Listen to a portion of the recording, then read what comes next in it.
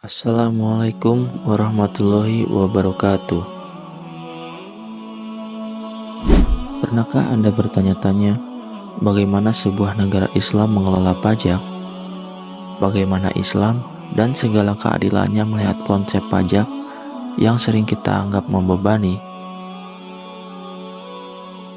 Pada kesempatan kali ini, kita akan membahas topik yang sangat penting dan relevan dalam kehidupan bermasyarakat dan bernegara, yaitu pajak dalam pandangan Islam. Bagaimana Islam memandang pajak? Apa saja prinsip-prinsip yang harus dipatuhi dan bagaimana implementasinya dalam kehidupan nyata? Mari kita simak pembahasan lengkapnya.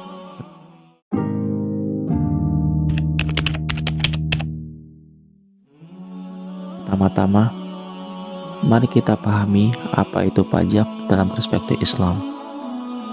Pajak atau dalam bahasa Arab dikenal dengan istilah dariba adalah kontribusi wajib yang diberikan oleh masyarakat kepada pemerintah untuk kepentingan umum.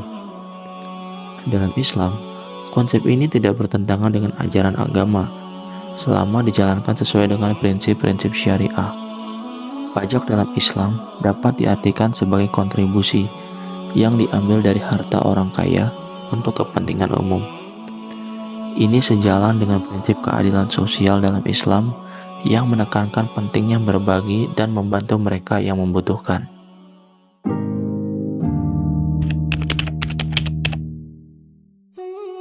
Islam menetapkan berbagai prinsip dasar yang harus dipatuhi dalam penerapan pajak.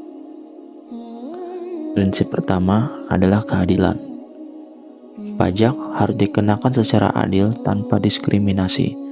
Semua orang harus berkontribusi sesuai dengan kemampuan mereka. Misalnya, orang yang memiliki pendapatan lebih tinggi harus membayar pajak lebih besar dibandingkan dengan yang berpenghasilan rendah. Prinsip kedua adalah kebutuhan. Pajak harus digunakan untuk memenuhi kebutuhan dasar masyarakat, seperti pendidikan, kesehatan, dan keamanan. Hal ini sangat penting karena tujuan utama dari pajak adalah meningkatkan kesejahteraan masyarakat. Prinsip ketiga adalah transparansi. Pemerintah harus transparan dalam pengelolaan pajak. Masyarakat harus tahu bagaimana pajak yang mereka bayarkan digunakan.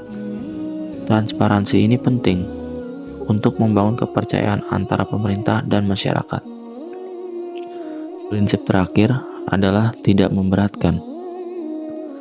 Pajak tidak boleh memberatkan masyarakat, sehingga menghambat kemampuan mereka untuk memenuhi kebutuhan dasar.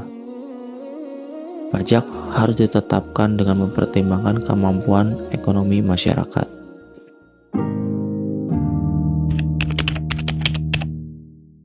Banyak dari kita yang mungkin bertanya-tanya, apa bedanya zakat dan pajak?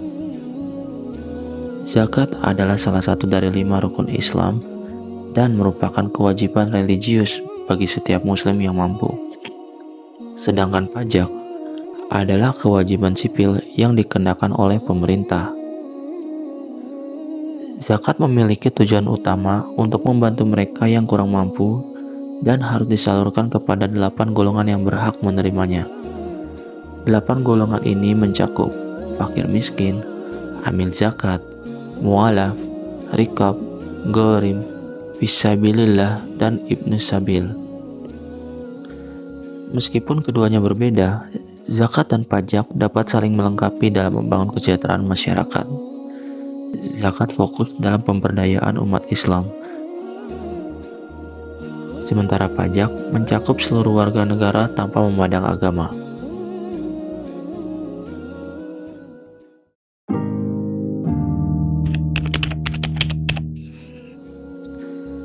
Bagaimana implementasi pajak dalam negara Islam? Di beberapa negara mayoritas Muslim telah mengadopsi sistem pajak yang sejalan dengan prinsip-prinsip Islam. Contohnya Saudi Arabia dan Pakistan mengkombinasikan antara zakat dan pajak konvensional untuk membiayai pembangunan negara. Dalam negara Islam ideal, pajak dan zakat harus dikelola dengan prinsip-prinsip keadilan, transparansi, dan tidak memberatkan masyarakat. Pemerintah bertanggung jawab untuk memastikan bahwa dana yang terkumpul digunakan untuk kemaslahatan umat. Selain itu, penting untuk adanya pengawasan yang ketat terhadap pengelolaan dana pajak dan zakat agar tidak terjadi penyalahgunaan. Hal ini akan meningkatkan kepercayaan masyarakat terhadap pemerintah dan mendorong partisipasi aktif dalam membayar pajak. Selain itu, implementasi pajak juga harus mempertimbangkan konteks lokal dan kondisi ekonomi masyarakat. Misalnya, di negara-negara dengan tingkat kemiskinan yang tinggi, pemerintah mungkin memberikan keringanan atau intensif pajak untuk membantu masyarakat. Di beberapa negara, pajak juga dikenakan untuk mendukung program-program yang sejalan dengan prinsip-prinsip Islam, seperti pembangunan masjid, madrasah, dan program pemberdayaan ekonomi berbasis syariah.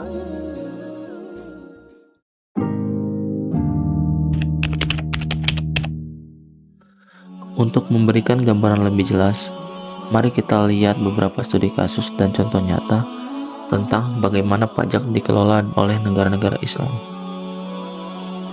Di Malaysia misalnya, pemerintah telah menerapkan sistem pajak yang komprehensif yang mencakup pajak pendapatan, pajak perusahaan, dan pajak barang dan jasa. Selain itu, Malaysia juga memiliki lembaga zakat yang mengelola dan menyalurkan zakat kepada yang berhak. Di Turki, pemerintah juga menerapkan sistem pajak yang modern dan transparan, termasuk pajak penghasilan dan pajak pertambahan nilai. Pemerintah Turki juga mengelola wakaf dan zakat untuk mendukung program sosial dan ekonomi. Dengan adanya contoh-contoh ini, kita bisa melihat bagaimana prinsip-prinsip Islam dapat diintegrasikan dalam sistem pajak modern dan mendukung pembangunan kesejahteraan masyarakat. Demikianlah pembahasan kita tentang pajak dalam pandangan Islam. Pajak memiliki peran yang sangat penting dalam pembangunan dan kesejahteraan masyarakat, selama dikelola sesuai dengan prinsip-prinsip syariah. Semoga informasi ini bermanfaat dan menambah wawasan untuk kita semua. Terima kasih banyak telah menyimak video ini sampai akhir. Wassalamualaikum warahmatullahi wabarakatuh.